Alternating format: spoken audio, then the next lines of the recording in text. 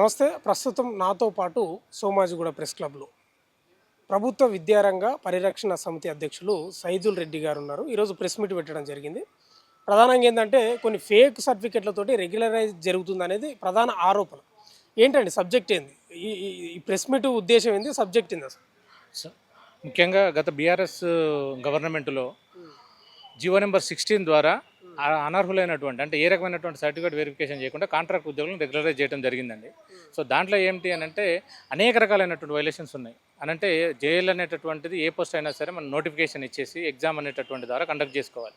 కానీ దీన్ని ఏ రకమైనటువంటి ఎగ్జామ్ నోటిఫికేషన్ లేదు, ఎగ్జామ్ లేదు, రూల్ ఆఫ్ రిజర్వేషన్ కానీ రోస్టర్ పాయింట్స్ కానీ కనీసం సర్టిఫికేట్ల వెరిఫికేషన్ కూడా చేయకుండానే రెగ్యులరైజ్ అనేది చేయడం జరిగింది. 2023 రాకముందే బీఆర్ఎస్ ప్రభుత్వం చేసింది, బీఆర్ఎస్ గవర్నమెంట్లో జరిగింది అది. అయితే మేము అప్పటికి కూడా ఏమనంటే కాంట్రాక్ట్లో కొనసాగేటటువంటి వాళ్ళని రెగ్యులరైజ్ చేయడం అనేటటువంటి దాని మీద కేసు ఫైల్ అయింది నిరుద్యోగులు. అప్పటికి ఆ రోజు స్టే చేయడం జరిగింది. అసలు ముందుకు పోవద్దు, రెగ్యులరైజ్ చేయకూడదు అని చెప్పేసి అని గౌరవ హైకోర్టు స్టే ఇచ్చింది. అయినప్పటికీ కూడా ముందు డేట్ వేసి ముందు తేదీ వేసి రాత్రికి రాత్రి వాళ్ళకి నియామక పత్రాలు మొత్తం అన్నీ కూడా ఆఫీస్కి తెప్పించేసి ఇంటర్మీడియట్ బోర్డులో ఇవ్వడం జరిగింది. సో మేము దాన్ని ఛాలెంజ్ చేయడం జరిగింది నిరుద్యోగ యువకులతో కలిసి. మేమందరం కూడా government teachers, lecturers and polytechnic అన్ని డిగ్రీ లెక్చరర్స్ అందరం కలిసి కూడా విద్యారంగ పరిరక్షణ సమితి పేరుతో మేము కూడా నిరుద్యోగులతో కలిసి పోరాటం చేయడం జరిగింది. అక్కడ గౌరవ హైకోర్టులో కేసులు ఫైల్ చేయడం జరిగింది. వాటిలో ఆల్రెడీ జీవో నెంబర్ 16 అనేటటువంటి రాజ్యాంగ విరుద్ధమైనటువంటిది అల్ట్రా వైరస్ అని చెప్తూ కొట్టివేయడం జరిగింది. కాకపోతే 10 ఏళ్ళకెళ్ళి పనిచేస్తూ ఉన్నారు కాబట్టి వాళ్ళని ఇమీడియట్గా రోడ్ల మీద పడేయకూడదు కాబట్టి వాళ్ళకి ఎగ్జామ్షన్ ఇవ్వండి, తొలగించాల్సిన అవసరం లేదు అని వాడింది. దాని అర్థం ఏమి అని అంటే మేము గవర్నమెంట్ చెప్పినాం కూడా వాళ్ళని కాంట్రాక్టువల్గా కొనసాగించుకోండి, మాకేం ఇబ్బంది లేదు. కానీ ఇక్కడ నిధులు నియామకాల కోసమే తెలంగాణ ఉద్యమం మొత్తం నడిచింది. ఇక్కడ ఎంతోమంది నిరుద్యోగులు డిగ్రీలు, పీజీలు సంపాదించుకుని నెట్ సెట్ క్వాలిఫికేషన్లు సంపాదించుకుని ఉద్యోగాల కోసం ఎదురు చూస్తూ ఉన్నారు. అటువంటి పరిస్థితుల్లో మీరు ఈ అర్హతలు సరిగా లేనటువంటి అందులో అనేక రకాల వైలేషన్స్ ఉన్నాయి. ఏమనంటే చాలామంది డీమ్డ్ యూనివర్సిటీలో సర్టిఫికేట్లు తెచ్చుకున్నారు, అనేక ఫేక్ సర్టిఫికేట్లు ఉన్నాయి. తర్వాత జాయిన్ అయినప్పుడు వాళ్ళ క్వాలిఫికేషన్స్ లేవు, పర్సంటేజ్ అనేటటువంటిది కూడా లేదు. తర్వాత ఇంకా విచిత్రం ఏంటిదంటే చనిపోయినటువంటి వాళ్ళకు కూడా ఆర్డర్లు వచ్చినాయి, రిటైర్మెంట్ ఫంక్షన్ చేసుకున్నటువంటి వాళ్ళకు కూడా ఆర్డర్లు వచ్చినాయి. తర్వాత నాన్ లీఫ్ ఇయర్లో ఫిబ్రవరి 29వ తారీఖు పుట్టినటువంటి వ్యక్తికి కూడా ఆర్డర్స్ వచ్చినాయి. అంటే అన్ని రకాలైనటువంటి ట్యాంపరింగ్లు జరిగినాయి దీంట్లో. కాబట్టి మేము దాన్ని న్యాయ పోరాటం చేస్తూ ఉన్నాము. ఇక్కడ కొట్టేయడం జరిగింది. తర్వాత మేము సుప్రీంకోర్టులో కూడా వెళ్ళడం జరిగింది, వాళ్ళకి ఎగ్జామ్షన్ కూడా ఇవ్వద్దు అని చెప్పేసి అక్కడ స్టేటస్కో ఇవ్వడం జరిగింది. అయినప్పటికీ కూడా ఈ ప్రభుత్వం వాళ్ళ సర్టిఫికేట్ వెరిఫికేషన్ ఈ రోజు వరకు పూర్తి చేయలేదు. మేము రైట్ టు ఇన్ఫర్మేషన్ యాక్ట్ కింద ప్రభుత్వ ఉపాధ్యాయులుగా మేము ఏం చేస్తామనంటే దానికి ఆధారాలను మేమే సేకరించేసేసి మేము ఇవ్వడం జరిగింది. డైరెక్టర్ గారికి, ముఖ్యమంత్రి గారికి, సీఎంఓలో కూడా మేము ఇవ్వడం జరిగింది. ఇందులో ఫేక్ సర్టిఫికెట్లు ఉన్నాయి, మా దృష్టికి కొన్ని వచ్చినాయి, మిగిలినటువంటి పూర్తి స్థాయిలో ఎంక్వైరీ జరపండి దీని మీద అని చెప్పేసి ఇవ్వడం జరిగింది. అయినప్పటికీ కూడా ఏ రకమైన చర్యలు తీసుకోలేదు. అయినా మేము న్యాయ పోరాటం చేస్తూ ఉంటే న్యాయస్థానాల తీర్పులను కూడా పట్టించుకోకుండా వాళ్ళకి సెకండ్ ఇంక్రిమెంట్ ఇవ్వడం జరుగుతుంది. ప్రొబేషన్ డిక్లరేషన్ చేయకుండా వాళ్ళకి ఇంక్రిమెంట్ ఇవ్వకూడదు. అయినప్పటికీ కూడా చాలామంది ప్రిన్సిపల్ 2వ ఇంక్రిమెంట్, 3వ ఇంక్రిమెంట్ కూడా ఇస్తున్నారు. ఈ రకంగా ఇంటర్మీడియట్ వ్యవస్థ అనేటటువంటి ప్యారలల్ గవర్నమెంట్ని మెయింటైన్ చేస్తూ ఉన్నది. ఇప్పుడు తెలంగాణ వ్యాప్తంగా ఉన్నారా వీళ్ళు? 5,000 పైచీలకు ఉద్యోగస్తులు అన్నారు చూడు మీరు. తెలంగాణ వ్యాప్తంగా వివిధ డిపార్ట్మెంట్ల తెలంగాణ వ్యాప్తంగా ఉన్నారు. అందులో మేజర్ డిపార్ట్మెంట్ వచ్చేసి ఇంటర్మీడియట్ అండి. ఎందుకంటే 3,500 మంది కేవలం ఇంటర్మీడియట్లోనే ఉన్నారు.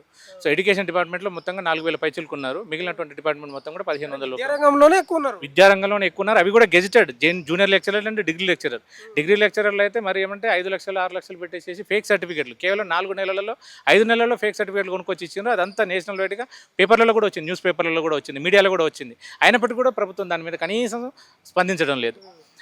అంటే ఇప్పుడు ఇంకోటి ఏంటంటే ఇప్పుడు కాంట్రాక్ట్ ఉద్యోగులు తీసుకున్నారు కదా వీళ్ళని, ఫస్ట్ రెగ్యులరైజ్ చేసిండ్రు కదా వీళ్ళను.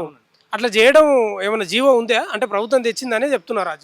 ఆ జీవోనే మేము ఇప్పుడు చెప్పింది మీకు. కాంట్రాక్ట్ జీవో నెంబర్ 16 అనేటటువంటి జీవోతో వాళ్ళని రెగ్యులరైజ్ చేశారు. కానీ అది తప్పు అని చెప్పేసి కోర్టు కొట్టేయడం జరిగింది. ఆల్రెడీ హైకోర్టు, గౌరవ హైకోర్టు చేయడానికి లేదు. ఆల్రెడీ ఏదైతే ఉందో నోటిఫికేషన్ ద్వారా రెగ్యులర్గా ఏవైతే రూల్స్ ఉంటాయో రిక్రూట్మెంట్ ఏజెన్సీల ద్వారానే చేయాలి అని గౌరవ హైకోర్టు ఇవ్వడం జరిగింది. కాకపోతే వాళ్ళని తొలగించాల్సిన అవసరం లేదు అనేటటువంటి దాన్ని కాంట్రాక్టువల్గా కొనసాగించుకోకుండా రెగ్యులర్ ఎంప్లాయీ లాగానే కొనసాగిస్తూ ఉన్నారు. మేము దాని మీద న్యాయ పోరాటం చేస్తూ ఉన్నాం. 5,000 పైచీలకు ఉద్యోగస్తుల్లో చాలా మందికి ఫేక్ సర్టిఫికేట్లు ఉన్నాయనేది మీ ఆరోపణ, వాస్తవం అది? అవునండి, ఫేక్ సర్టిఫికేట్లు ఉన్నాయనేది అంటే కేవలం ఏంటి అని అంటే విద్యా వ్యవస్థలో ముఖ్యమంత్రి గారే ఇప్పుడు విద్యాశాఖ మంత్రిగా ఉన్నారు. క్వాలిటీ విద్య అందించడం అనేటటువంటిది నా ముఖ్యం. అందుకోసమే నేను విద్యాశాఖను ఎవరికి ఇవ్వట్లేదు, పేద బలుగు బలహీన విద్యార్థులకు నాణ్యమైన విద్య అందిస్తాను అని చెప్తా ఉన్నారు. సభలలో చెప్తా ఉన్నారు. ఎన్ని రకాలైన ఇన్ఫ్రాస్ట్రక్చర్ డెవలప్ చేస్తే సరిపోదు, కేవలము ఇక్కడ ఉండేటటువంటి బోధించేటటువంటి ఉపాధ్యాయులు. ఇప్పుడు ఎందుకంటే ఉదాహరణకి 1996లో ఉద్యోగం సంపాదించుకున్నటువంటి ఒక ఉపాధ్యాయుడు 2010లో వచ్చినటువంటి TET right to education act కింద వచ్చినటువంటి టెట్ క్వాలిఫై కాలేదని చెప్పేసానని వాళ్ళ ఉద్యోగాలని తొలగిస్తామని చెప్పేసి సుప్రీంకోర్టు చెప్పింది, ఉద్యోగం నుంచి తొలగించాలని చెప్పి. ఇప్పుడు మస్ట్ అని కూడా చెప్పింది సుప్రీంకోర్టు కూడా. కంపల్సరీ కూడా అన్ని రాష్ట్రాల నుంచి వచ్చిన విజ్ఞప్తులను కూడా కొట్టేసింది. ఎందుకంటే క్వాలిటీ ఎడ్యుకేషన్ పేద విద్యార్థులకు అందుకోవడం వాళ్ళ హక్కు, అది కావాలి అని అంటే బోధించేటటువంటి వాడు అన్ని అర్హతలు కలిగి ఉండాలి అని చెప్పి చెప్తున్నది. మరి వీళ్ళకి ఎందుకు ఇంటర్మీడియట్లో తెలంగాణ విద్యాశాఖలో మాత్రము ఈ రకమైనటువంటి దానికి ఎందుకు ఎగ్జామ్షన్ ఉంది అనేటటువంటి విషయాన్ని మేము ప్రశ్నిస్తూ ఉన్నాము. ఉపాధ్యాయులకు అన్ని ఎగ్జామ్లు రాసి మెరిట్లో వచ్చినటువంటి ఉపాధ్యాయులను పట్టించుకోకుండా ఇక్కడ ఎందుకు చేస్తూ ఉన్నారు? ఇంకొక విషయం ఏమంటే గౌరవ ముఖ్యమంత్రి గారు 10+2 విద్యా విధానం తీసుకున్నారు. సో చాలా ఆహ్వానించదగ్గటువంటి విషయం. మేము ప్రభుత్వ ఉపాధ్యాయులు అందరం సంతోషించినాం. ఎందుకనంటే పేద విద్యార్థులు అంటే ఏదైతే డ్రాప్ అవుట్స్ ఉన్నాయో అవన్నీ తగ్గుతాయి. మనకి 10+2 ఇవ్వడం ద్వారా ఉపాధ్యాయులు కూడా ప్రమోషన్ ఛానల్స్ వస్తాయి. అదేవిధంగా విద్యార్థులు కూడా 12వ తరగతి వరకు మంచిగా చదువుకోవచ్చు. తల్లిదండ్రులకు అదనపు బాధ తగ్గుతుంది కాబట్టి అని మేము వెల్కమ్ చేసినాం.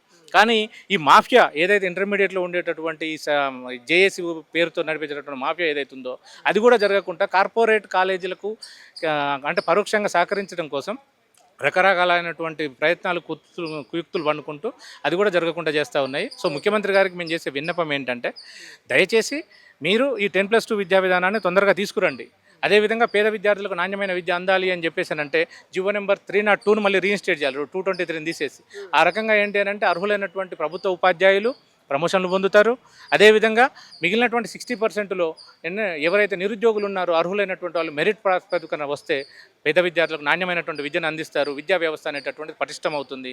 కాబట్టి ఆ దిశగా తమ ప్రణాళిక ఉండాలని చెప్పి ముఖ్యమంత్రి గారిని కోరుకోవడం జరుగుతూ ఉంది. Thank you. ఈ విద్యా వ్యవస్థలో నిజంగానే నాణ్యత ఉన్న ఉపాధ్యాయులు ఉండాలి, స్టాఫ్ ఉండాలి, అంతేనా సైదుల్ రెడ్డి గారు? ఎందుకంటే ఏ డిపార్ట్మెంట్లో అయినా కొంత అటు ఇటు ఉన్నాయేం కాదు, కానీ ఎడ్యుకేషన్ కదా దేశ భవిష్యత్తు తరగతి గదిలో తీర్చిదిద్దబడుతుంది. కాబట్టి 100% నాణ్యత ఉన్న వాళ్ళని తీసుకోవాలి, ఎగ్జామ్ పెట్టాలి. ఈ జీవోలు తెచ్చి రెగ్యులరైజ్ చేయడం నిజంగా శుద్ధ తప్పది. ఇది నేననుడు కాదు, కోటే అయిపోయిందని సైదుల్ రెడ్డి గారు చెప్తా ఉన్నారు. నిజమే అది.